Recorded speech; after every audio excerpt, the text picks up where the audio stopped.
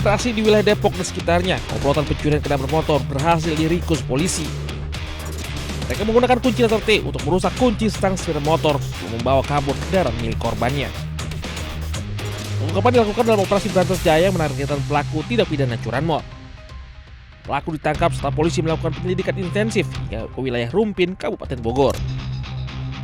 Namun temuan yang paling menyita perhatian adalah tali pocong yang dibawa salah satu pelaku berinisial AG. Menurut pengakuan pelaku, benda tersebut dijadikan jimat agar mereka tidak terlihat dan tidak tertangkap saat beraksi. Kalau pengakuan dari para tersangka ini adalah tali pocong. Nah, menurut pengakuan tersangka, mereka menggunakan ini supaya tidak terlihat ataupun tidak bisa tertangkap oleh petugas. Namun pada faktanya kita berhasil mengamankan para pelaku. 8 pelaku kini dijerat pasal 477 KUHP dengan ancaman hukuman maksimal 7 tahun pidana penjara. Dari Depok, Jawa Barat, Im Rizky, iNews melaporkan. Astagfirullah. Kebakaran, mau. Peristiwa kebakaran di asrama militer Rindam 14 Hasanuddin di Kecamatan Somba Opu, Goa, Sulawesi Selatan terjadi sekitar pukul 13.55 waktu Indonesia Tengah. Api pertama kali muncul dari salah satu bangunan hingga merambat ke 5 bangunan rumah di dekatnya. Kobaran api yang terus membesar serta hembusan angin kencang membuat api cepat merambat ke bangunan lain. Warga pun panik berlarian keluar rumah. Berawal dari salah satu rumah di asrama tersebut yang terbakar, yang identifikasi sementara yang disebabkan oleh arus pendek listrik, sehingga merembet ke rumah-rumah yang lain, dan laporan terakhir itu ada 6 unit rumah yang terbakar.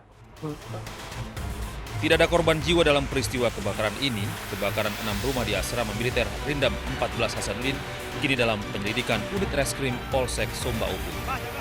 Dari Kabupaten Goa, Sulawesi Selatan, Bukma, iNews melaporkan.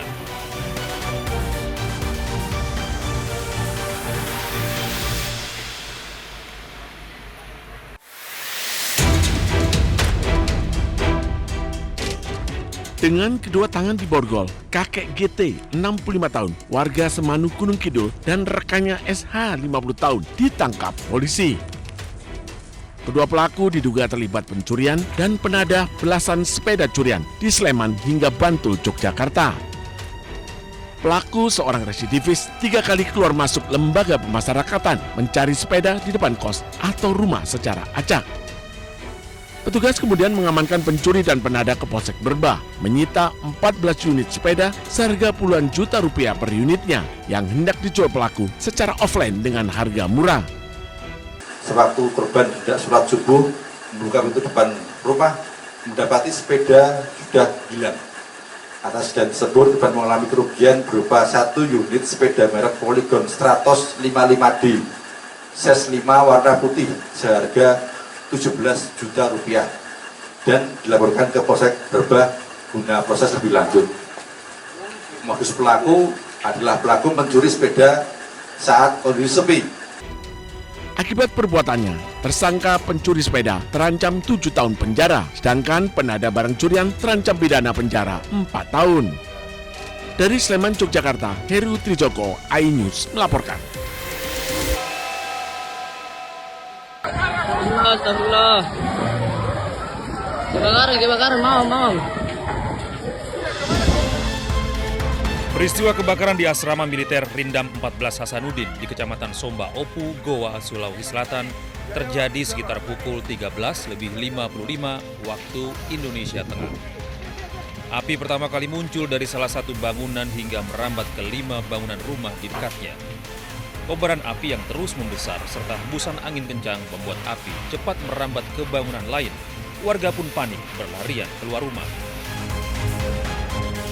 Berawal dari salah satu rumah di asrama tersebut yang terbakar, yang identifikasi sementara yang disebabkan oleh arus pendek listrik, sehingga merembet ke rumah-rumah yang lain, dan laporan terakhir itu ada 6 unit rumah yang terbakar.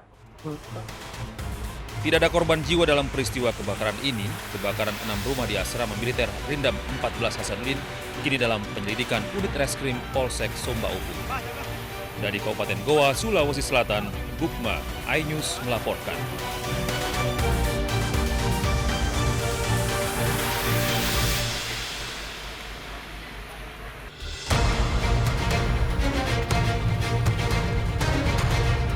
Bak kotak Pandora yang terbuka, tersangka korupsi MBG bertambah lagi. Kejaksaan Agung kali ini menetapkan Lalu Muhammad Iwan sebagai tersangka ke-7 dalam pusaran korupsi MBG. Kejagung menyebut Sekretaris Deputi Bidang Promosi dan Kerjasama Badan Gizi Nasional ini terlibat korupsi penjualan ompreng atau food tray. Modusnya, perwira polisi aktif berpangkat Brigadir Jenderal itu mencari calon mitra untuk mendirikan dapur MBG. Syaratnya, mereka wajib membeli ompreng kepada perusahaan PT SGI. Belakangan terungkap PT SGI ternyata perusahaan yang sengaja ia dirikan. Jadi perannya adalah pada tahun 2025, ini saudara LM ini meminta saksi YCS dan RD mendirikan suatu perusahaan ya, dengan tujuan sarana untuk melakukan penjualan alat berupa food tray kepada calon mitra SPBG dengan harga yang sudah ditentukan oleh tersangka LMI ya. Walaupun sudah menetapkan 7 orang tersangka, Ketua Masyarakat Anti Korupsi Boyamin Saiman menyebut jumlah tersangka korupsi MBG kemungkinan akan bertambah. Boyamin juga mendesak Kejagung tidak hanya menetapkan tersangka, tetapi juga harus bisa mengembalikan kerugian uang negara.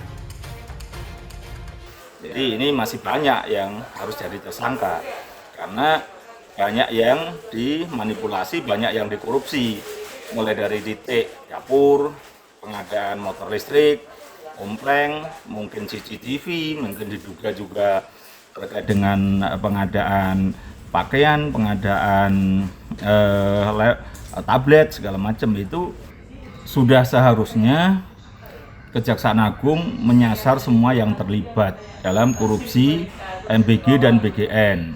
Karena apapun, ya untuk pertama tujuan utamanya adalah pengembalian kerugian negara. Karena kalau tidak disasar nanti pengembalian kerugian negara akan minim. Penetapan Lalu Muhammad Iwan menambah jumlah petinggi Badan Gizi Nasional yang menjadi tersangka pencuri uang MBG. Sebelumnya, Kejagung sudah lebih dulu menangkap Ketua BGN Dedan Hindayana dan 2 wakilnya, Sony Sonjaya dan Lodewi Kusung. Menyusul 3 tersangka lainnya dari pihak swasta, yakni Asep Yusuf Somantri, Glory Harima Sihombing, dan Andri Mulyono.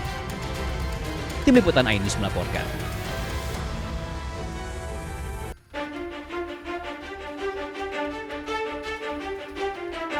Setelah Kejagung menetapkan polisi aktif berpangkat Brigadir Jenderal Lalu Muhammad Iwan sebagai tersangka korupsi MBG, Korps Adiaksa menyebut ada dugaan keterlibatan oknum anggota TNI aktif dalam pusaran korupsi MBG.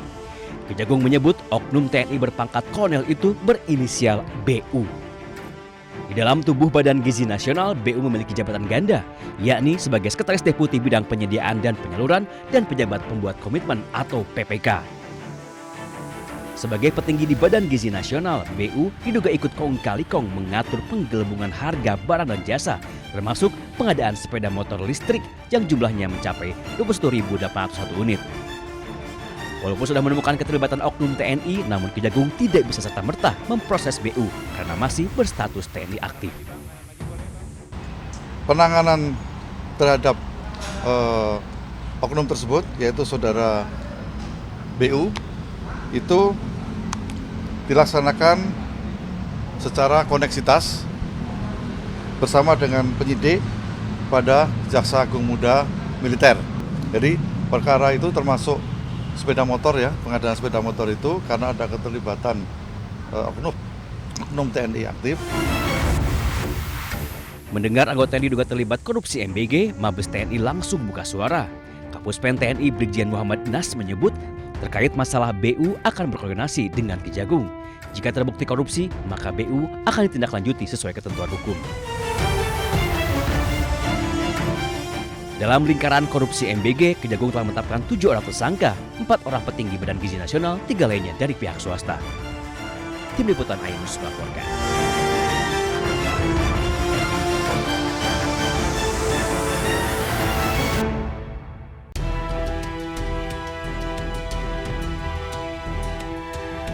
Satu orang polisi aktif berpangkat Brigadir Jenderal disebut Kejagung sebagai tersangka korupsi MBG.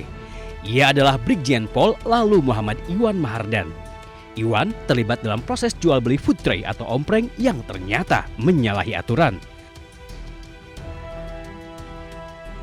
Istana angkat suara. Kepala Badan Komunikasi Pemerintahan Muhammad Kodari menyebut walaupun berpangkat jenderal, namun proses hukum terhadap Iwan harus tetap berjalan tanpa pandang bulu. Kodari juga menyerahkan seluruh proses hukum kepada Kejagung. Kalau bicara aspek hukum, tentu semua harus kembali kepada aparat penegak hukum.